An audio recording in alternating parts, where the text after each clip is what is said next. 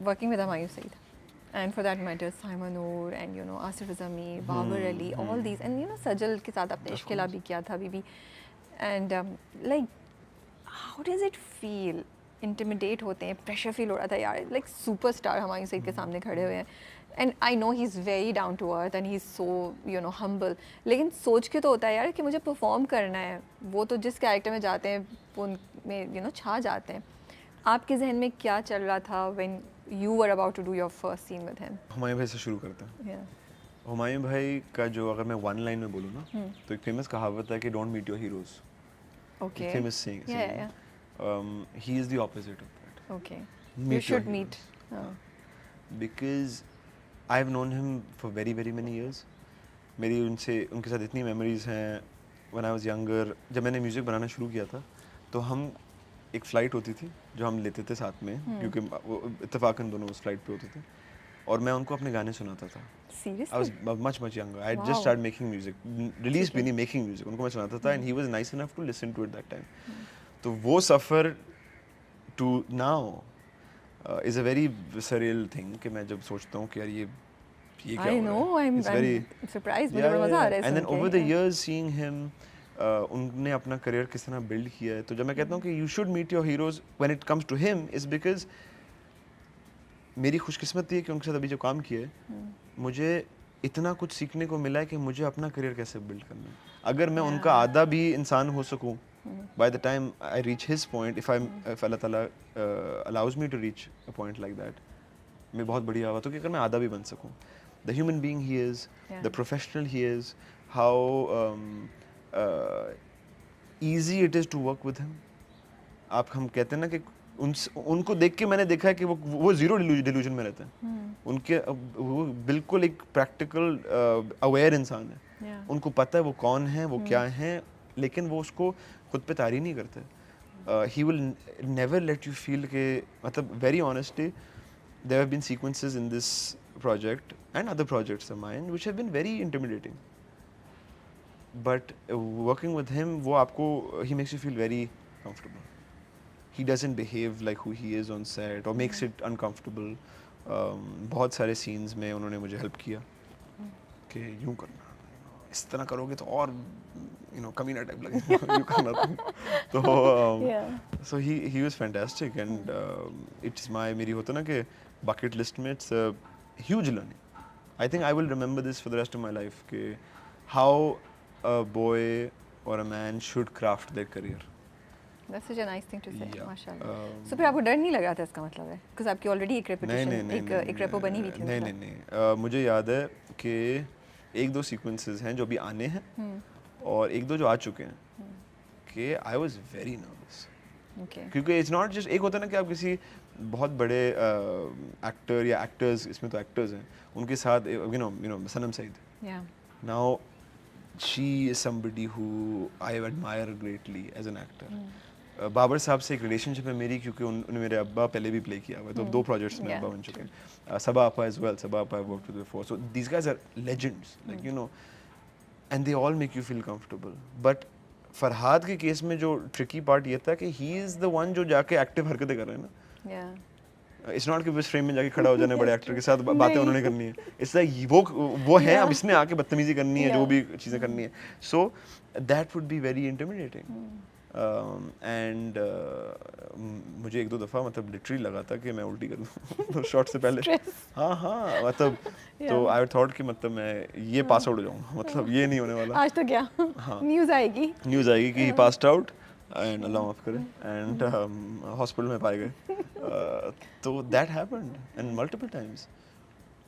तो but again I will say कि मेरे तजर्बे में जो जितने बड़े एक्टर्स हैं, सजल, in my experience Yumna, the entire Saima ji. अब Saima ji had seen me, जो मुझे बताया जाता है, around the time सरगम के time.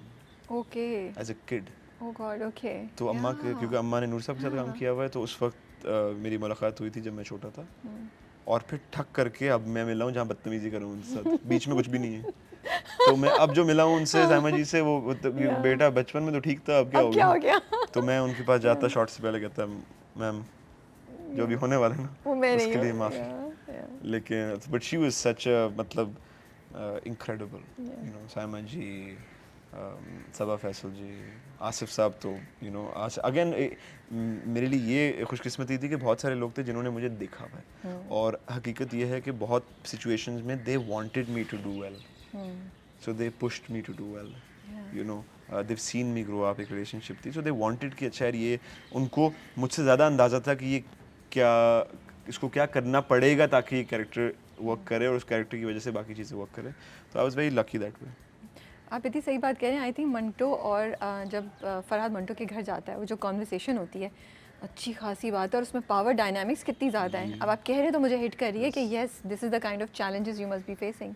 या आई थिंक मेरे मुझे ना अपने गानों के लिरिक्स याद नहीं रहते थे. ठीक है, तो खलील साहब की लाइंस और आप जिसको चेंज भी नहीं कर सकते. नहीं नहीं, मैं तो अच्छा मैं अच्छे स्टूडेंट की तरह रट्टा मारता और वो नुक्ते भी याद करता ना. ओके. मतलब अब वो मैं जाता हूँ वहीं पे कहते कि यार वो सुन तू ये लाइन ना बोल या ये डाल.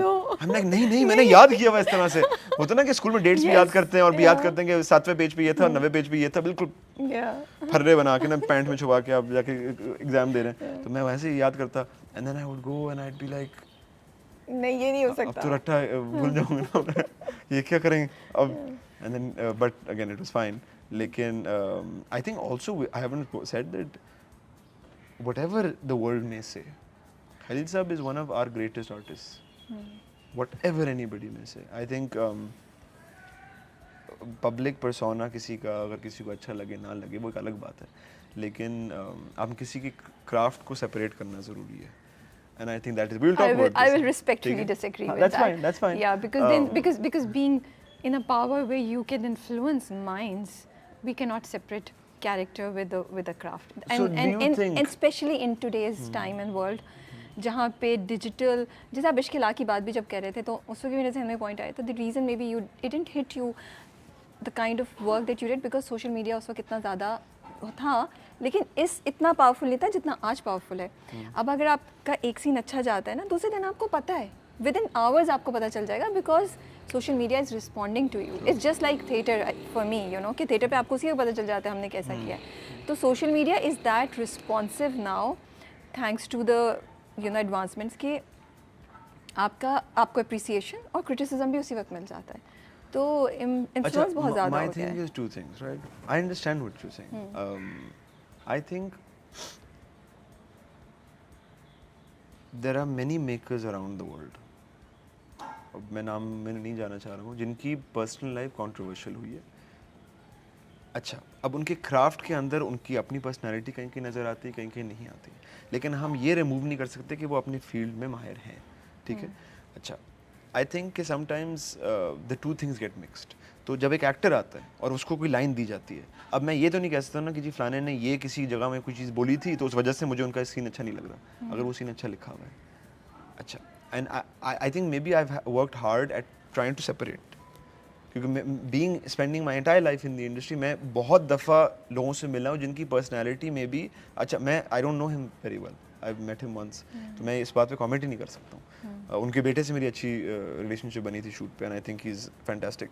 But when I would see certain scenes I would see the craft and also there many people who I am sure you can also feel in the industry कि आप उनसे एज अ पर्सन मिलते हैं आप बोलते हैं ये क्या हो गया मतलब फिर आप काम देखते हो काम कमाल का. तो वो सेपरेशन ज़रूरी है.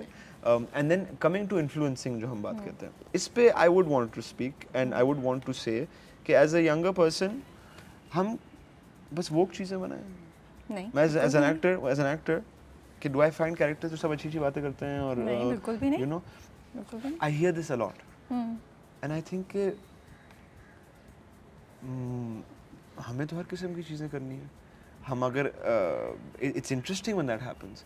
हाँ गलत को गलत दिखाना ये ज़रूरी है सही को सही दिखाना ज़रूरी है. बिल्कुल I think that's there. But if I get a character tomorrow that is madly crazy और वो सब गलत चीज़ें करता है और उसका अंजाम सही नहीं होता तो I would love to play that character. या बिल्कुल आई एग्री विद दैट. लेकिन the problem is that a lot of younger actors and all of us will feel कि नहीं यार मतलब इस पे तो अटैक किया जाता है इस पे तो यूँ बोला जाता है तो ये नहीं करना. And then we'll start picking things in that manner. And then उसमें मसला ये कि फिर वो जो बनाने वाले हैं वो भी सोच के बनाएंगे कि जी अच्छी बातें करें सब कुछ बहुत स्वीट सा all of that.